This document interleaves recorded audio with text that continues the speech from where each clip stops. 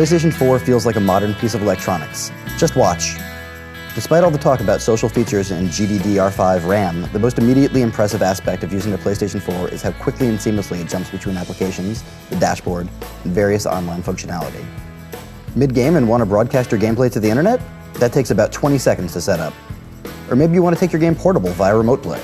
A similarly speedy process. Let's start with the operating system. The OS is optimized around simplifying the complex nature of the PlayStation 4. Everything on the main screen is based on your most recently used apps, both games and other software, with the exception of what's new showing your social feed first and foremost. If you start downloading an app, it automatically populates as a new square in the main content area. If you play a disc-based game, it starts installing and leaves a permanent square in the same area. We're more than a little worried that said main area will become a bit messy as more and more apps and games are left in the main area, and the library doesn't help to keep things organized. Hopefully, somebody at Sony will figure things out and issue a patch down the line that hopefully clean things up. The initial load of a disc-based game, even after installation, can be punishingly long. We're talking more than a minute. After that load, jumping in and out of said game is instant. Should you load up Hulu or Netflix or some other application, the game suspends. You can even leave any game suspended while powering down the console in standby mode, leaving your console ready for remote downloads, overnight patches, and other stuff. Beware though, standby mode isn't dissimilar to leaving a computer running, and shutting down the PS4 without going through the proper software channels can feel a little bit technical. The console restarts next time in safe mode, and all of it feels a little bit janky and not very user-friendly. Above the main content area, a cross-media bar-esque line of sub-apps awaits your commands. Notifications, the friends list, party chat, etc. It's a nuts and bolts section of the dashboard, and it functions quickly and efficiently. There are some minor organizational issues. Downloads in the notifications section, but all in all, the whole OS is far more organized and logical than the PlayStation 3's messy cross-media bar. That share button is no joke. From within any game, you tap the button and you're quickly able to upload a video to Facebook or start broadcasting live to Twitch and Ustream. We're talking quickly, within 30 or so seconds depending on how much metadata you want to fill out. Viewing streams or video clips is just as easy in Live from PlayStation, the application that enables viewing friends' live streams. Those clips are also all over the many social plugins found all over the PlayStation 4's interface, from your What's New feed to the overview section below each individual application. There's no missing the share functionality on PlayStation 4, and there's never been a more accessible way to begin game broadcasting. Whether or not it's for you is another question altogether, though shy guys can always choose to leave the interactive elements out by opting out pre-broadcast. The PlayStation Store is the most organized we've ever seen it. Everything is handled via the left rail, and applications are easily found as well as games.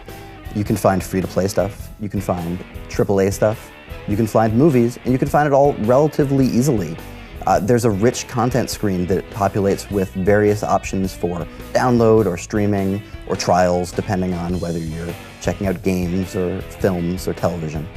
And it's really a dramatic improvement from what we saw on the PlayStation 3 and even on the Vita. Though Sony's promised a dramatically improved network experience on the PlayStation 4, we've yet to thoroughly experience it given that we've only had the console for a few days and we've only had the post-day one update patch for a single 24 hours. Despite us not being able to test the network, the one major improvement that's already there is the fact that parties operate on a system level and you can jump from game to game with 8 players and even have multiple lobbies. This makes a huge difference and creates a much more social experience on the PlayStation 4 and something that is far more seamless than the experience on the PlayStation 3. You can even add friends from the Vita. Bet you smell like fish! No, you do! Look at that black parallelogram.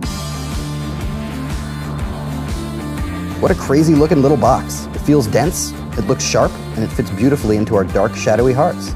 It also fits well into our media centers, being both a nice size and conveniently angular. It's also delightfully quiet. It's only the occasional processing noise or disk spin-up. After spending an entire day grinding away on games and apps and downloads, the hottest the console got was relatively warm.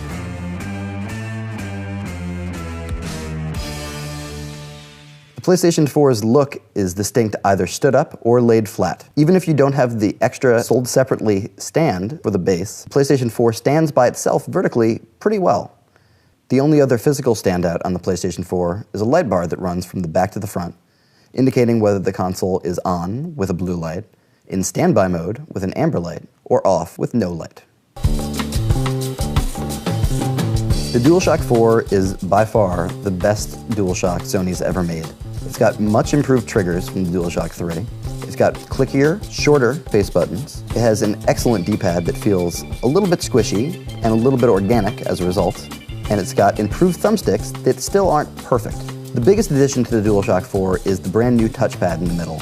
It supports multi-touch, and it feels great. It's really responsive, it's clickable, and it works in-game flawlessly. It's something that you can incorporate into your gameplay very quickly. In Killzone Shadowfall, it's incorporated very well and gives an excellent demonstration, quickly being used to navigate an in-game robot. The speaker doesn't add much and sounds a little cheap.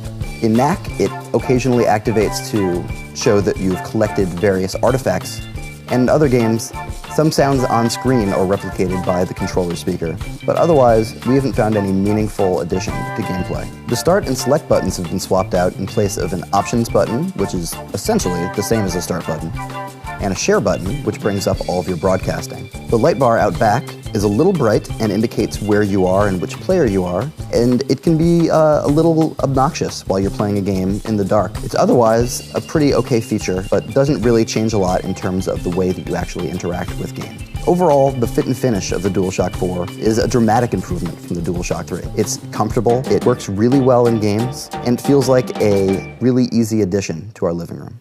Of course, the most important aspect of the PlayStation 4 is how well it plays games and what games are actually there. Of the handful that we've played of the launch lineup, there are some big standouts in Killzone Shadowfall, Assassin's Creed 4 Black Flag, and Battlefield 4, as well as the PlayStation Network title Resogun. All the games on the PlayStation 4 that we've checked out look pretty great, with some faring better than others. Killzone Shadowfall is especially beautiful and really highlights the massive hardware improvement internally to the PlayStation 4 over its predecessor. PlayStation Plus on PlayStation 4 is the same service you know and love. Free monthly games available, and Resogun and Contrast are the first two available on the PlayStation 4 at launch this week.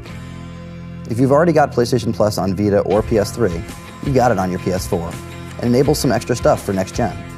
Online multiplayer and game patch downloads, two pretty major functions. If anything, PlayStation Plus on PS4 more closely resembles Xbox Live's paid gold subscription than ever before. The PlayStation app is available for download now on both iOS and Android. We've paired ours with the PlayStation 4, and we've used it as a second screen to control the console, but beyond that, it doesn't do that much else. Sure, you can queue games and buy them remotely, and that's pretty helpful, but otherwise, it really doesn't do too much. Hopefully Sony will add in more along the line, and connecting it isn't too difficult, but right now it's just pretty underwhelming. Not many titles currently support the second screen, but the one aspect Sony's emphasized most is remote purchases. It certainly works, queuing games for download remotely on our standby mode PS4, but it's pretty far from exciting.